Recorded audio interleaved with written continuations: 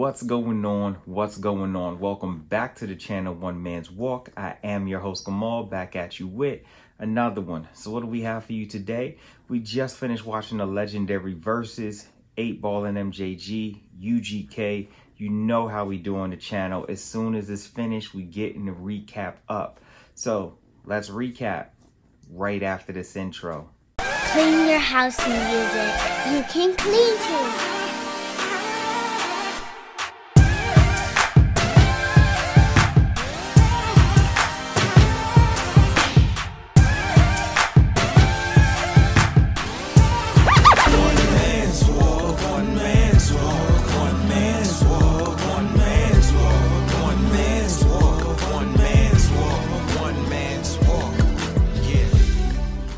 Welcome back. So like I stated, we're going to go ahead and recap this 8Ball and MJG versus UGK Verzuz. But before we do that, let's get the housekeeping out the way.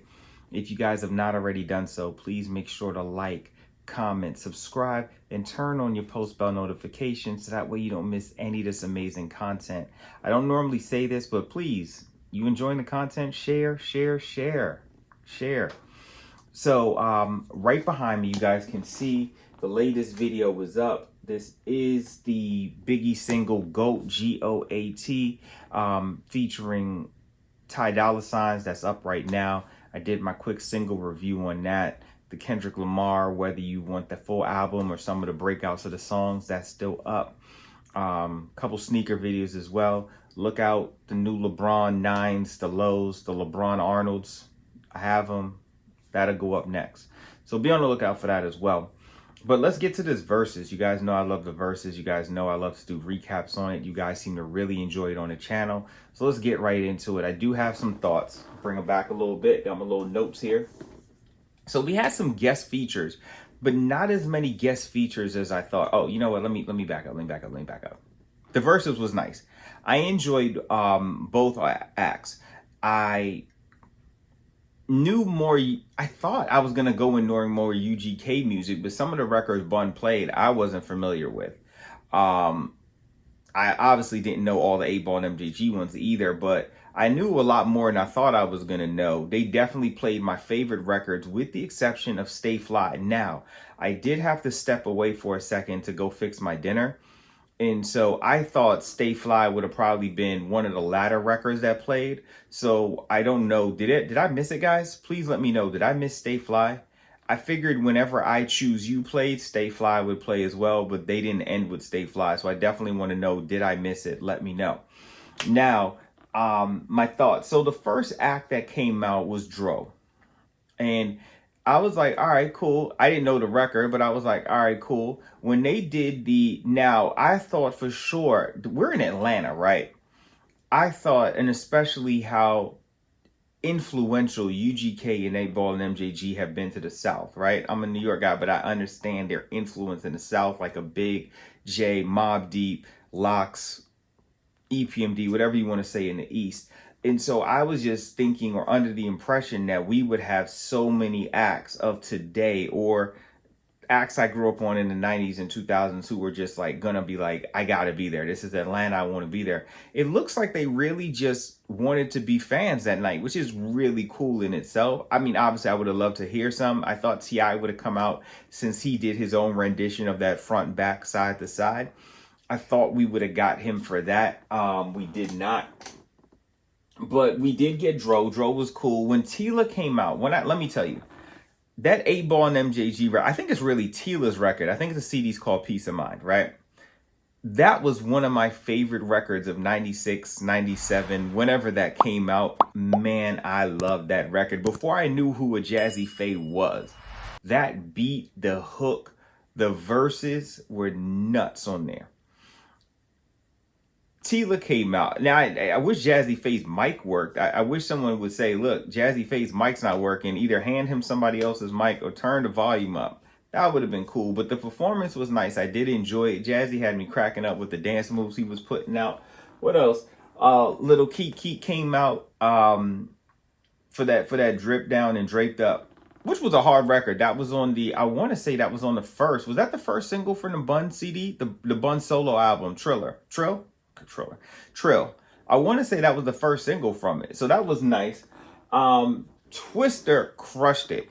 I couldn't tell if he was legitimately just rapping the verse straight through, or if he had like the dub copy on it, if it was just giving ad libs, or he was rapping along with the dub. I couldn't tell. If you could tell, let me know. Regardless, that verse was super hard. The more I look at it, the more I think Twister needs a versus.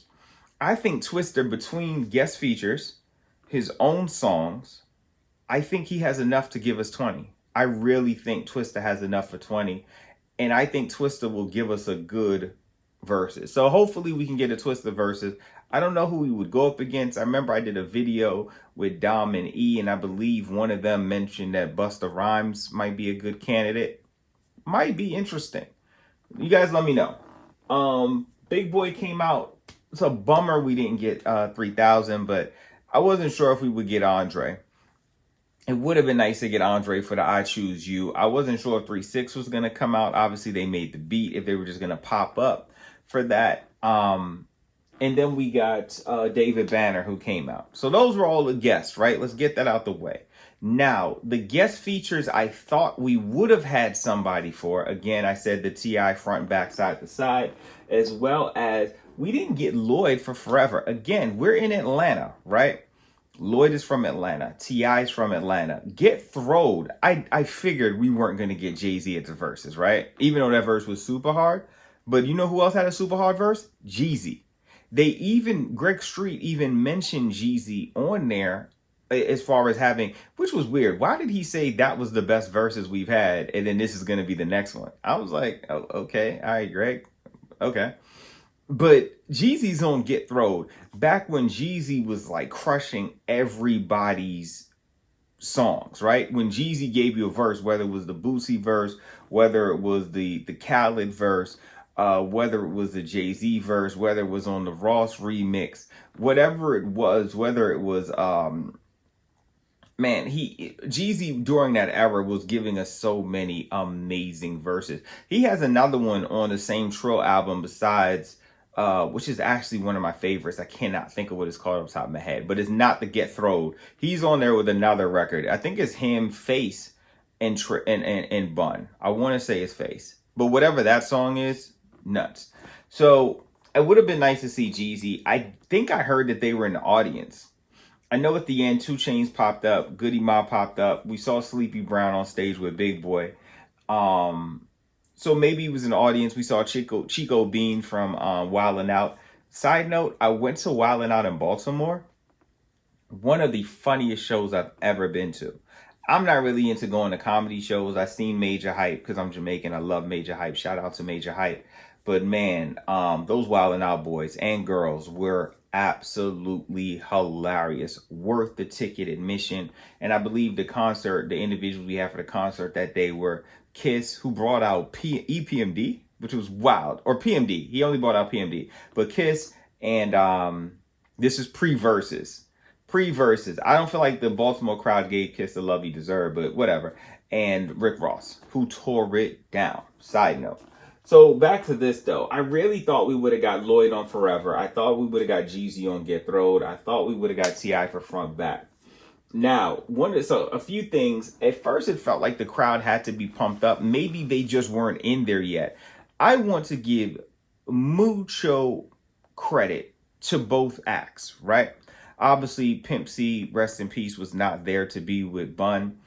But between UGK and Eightball and MJG, this show started on time. I was so shocked. It was like 8:15, I think, when I tuned back in. Like, I tuned in at 8, saw the DJs, and I was like, oh, okay, cool. We got till 9. If I had waited till 9, I would have missed it. And I think that's maybe what happened with the audience, is that some people were there early, and some people are like, man, these verses never start on time. I'm going to get there at 9 because 9 is when it starts. Like, if you look, the later the show went on, the bigger the crowd was and the energy was there. It's like the people who probably really wanted to be in the building didn't get in the building right away. You know what I mean? And so it did pick up definitely by the end. So I want to give credit, because at first it felt like the crowd had to be pumped up. But I do really think everybody didn't realize this was legitimately starting on time. So both of those acts are true professionals.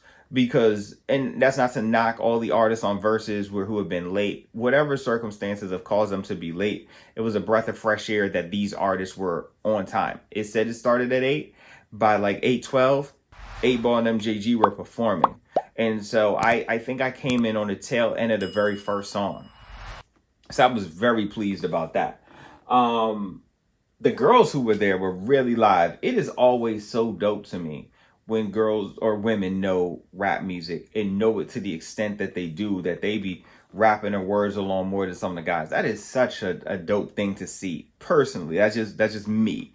I love to see that when I see them and they're just really excited about it. It's really nice. Bun giving everybody flowers, not flowers per se. I believe it was his Triller glasses. But what I mean by that is giving everybody a gift that really showed a level of Southern hospitality and respect to say, you know what, you took time out of your busy day. Yeah, I'm giving you my own merchandise, but I want to let you know I appreciate you. Whether it was an act he brought out, whether it was an act 8Ball and MJG brought out, I thought that was just such a classy thing. It's like the little things. My grandma always tells me it's the little things. You know, if we can't see the little things, we're going to miss the big things. And I thought that was just such a classy move. So I remember Fat Joe did that, but he did that for the young ladies who came out. He gave one to Ashanti, gave one to Remy. And so, but yeah, I want to thank you for what you did and coming out here, taking time out of your day, traveling. If you don't live in Atlanta, I thought that was just really classy. The problem I had with Bun, I had two things. And not really problems, but a little problemish. I am here for how he wanted to honor Pimp and allow Pimp's verse to rock. But Bun B is one of the coldest rappers ever. Ever. Like, I'm not joking, ever. The amount of verses he has where his 16 crushed a lot of other people's verses. So many of the records that I knew the words to that I was rapping along, he didn't do his verse. He let Pimp's verse go and he rapped along with Pimp and then cut it right after. What made that more frustrating is if you watch 8Ball and MJG, they both did their verses for every song. There wasn't a song, maybe one or two, where one of them just rocked. But the bulk of their records, 92% of it, it was both of them getting their verses off. And so for UGK fans, Bun was cutting people short because he kept taking his verse off. I didn't like that. I wanted to hear the record. I thought he was going to do it. I forgot what record 8Ball and MJG did. And I thought for sure, okay, this is the perfect time to do the Webby. Give me that. I thought for sure because, oh man, that's a tough Bun verse. I thought that was coming and then it didn't come. He played something that was similar to it. I don't remember, but I was like, man, I really wish he had played that. There were certain records I felt he left on the table he could have played. I had it on here and you can see I crossed it off. I was like, man, he cannot do 20 songs and not give us not one No Limit record where some of his hardest verses are on No Limit, whether it's slanging, whether it's break 'em off something, whether it's players from the South. So I was happy when he did a Kick Dough. Like when that, and I said, okay, all right, cool. We got to get one No Limit verse in here because during that huge No Limit run, definitely 96 to 98 for sure, UGK and 8Ball and MJG are littered throughout all of it. And so I wasn't sure if 8Ball would have done it. When I think of 8Ball and MJG, I think of the I'm Bout It soundtrack and Meal Ticket. I do believe they had something on the I Got the Hookup soundtrack, but I don't recall it. And then they definitely had, when 8Ball did his double CD solo, the Tank, Mystical, Silk, P, they all showed up for his single. So, you know, it would have been nice, but definitely No Limit was too big for them not to at least bring him in some way. So it was nice that they did that. I would have loved to hear the slanging verse, but it's cool. It was still great. Both of their catalogs were so good. Now, they both, I feel, were really laid back. Even if some of their music could be a little hyper, it's really the lyrics you're listening to. I've always felt 8Ball was just, to me, I think is really lyrical, but MJG brings a different dynamic and energy to the records, right? Like 8Ball gives us a steady 16 almost every time. I feel like 8Ball is almost guaranteed when I hear him on records, I know he's going to give us a steady 16. But MJG, something with his energy, something with his cadence, he just brings such a different dynamic to his verses. It's really nice. And so when they do records like Pimp Hard, when they do Space Age Pimpin', it's his verse that I'm waiting for, because somewhere in the breakdown, his cadence goes and it's just nuts, man. Let me say with that, these records to me were automatic points. I didn't care when they came, what they went up against. These are automatic points. Candy, that is my favorite 1A, 1B. Candy, Space Age Pimpin', 1A, 1B as my two favorite 8Ball and MJG records for different moments. I do believe nobody did the Candy a rendition, an iteration of it better than that. Like, just like Candy is the best version of that record. It is just so smooth. And in Space Age Pimpin', I remember wanting to buy that CD because I love that song so much. 95, obviously, I was really big on Mobb Deep. I was big on Junior Mafia, Ready to Die, Big, New York, all of that. But I remember the video. I remember the album cover with the pool stick and the pool table. I didn't buy the album. I should have, but man, I do love that record. So I knew those had to play. Those were automatic wins for me. Show Enough was an automatic win for me. Get Throwed was an automatic win for me. Pimp Hard was an automatic win for me. And I figured I Choose You and Stay Fly would cancel each other out. I think if I have to choose, I may say Stay Fly is a better record to me, but it's by a small margin. I really feel like those two would be a wash, which is why I'm really shocked. Please let me know if Stay Fly played or not. But as a whole, I mean, I feel like Greg Street did way too much talking. Way too much talking. I do love that.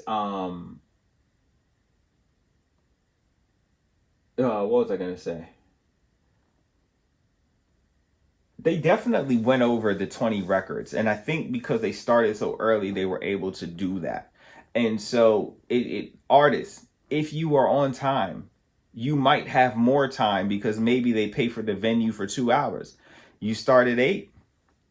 Maybe you can do more than 20 records because they already paid for the time. It just had to cut off by this time. And a lot of times people are late and then they still want to get all their time in, which is not fair to the people who are there. It's not fair to Swiss and Tim who are gathering the event and anybody else trying to do that. The part about Gilly lying, I remember, now I have not watched many episodes of $1 Million a Game, but I did see that episode. How, why, I don't know. I did see that episode and I remember that story. So when 8Ball went on stage and said, hey man, you lying, you need to change it, I'm gonna rock with 8Ball on that. Okay. The Lay It Down record, when that came on, and I was like, oh wow.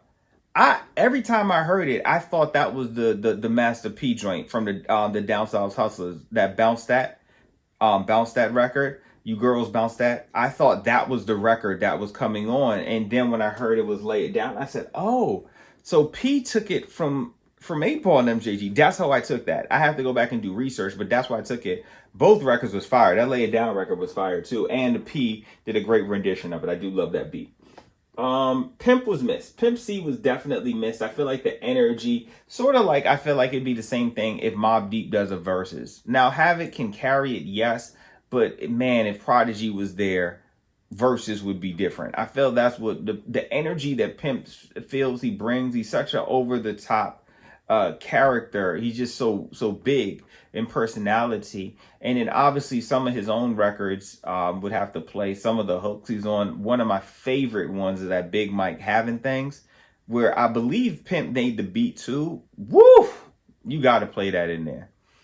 Man, that should have played in the verses, but you know, if you're honoring Pimp, but I get it. But as a whole, man, it was great. I enjoyed myself. I had a ton of fun watching it. Obviously, you see, I took notes because there was so many different things I wanted to talk about. I wanted to make sure that I didn't leave anything off from my thoughts. But I hope you guys enjoyed it. Hope you enjoyed the verses. You guys let me know what you think. How did you like it? What was your favorite part? Again, did I miss Stay Fly or did they not do it? Please let me know. As always, I hope you guys have a wonderful, blessed, productive, stress-free day, weekday, weekend, whenever you're listening, however you're listening. I thank you for listening. Till next time. I do want to say, so this is new, but this is the outro. Hopefully you guys enjoyed the video. I thank you guys for sticking out to the end of the video. Hopefully you guys enjoyed it. Stick around for some of the other content that you see up right now. As always, I hope you guys have a wonderful, blessed, productive, stress-free day. Make sure you guys like, comment, subscribe, turn on your post bell notifications so that way you don't miss any of this amazing content. Share, share, share.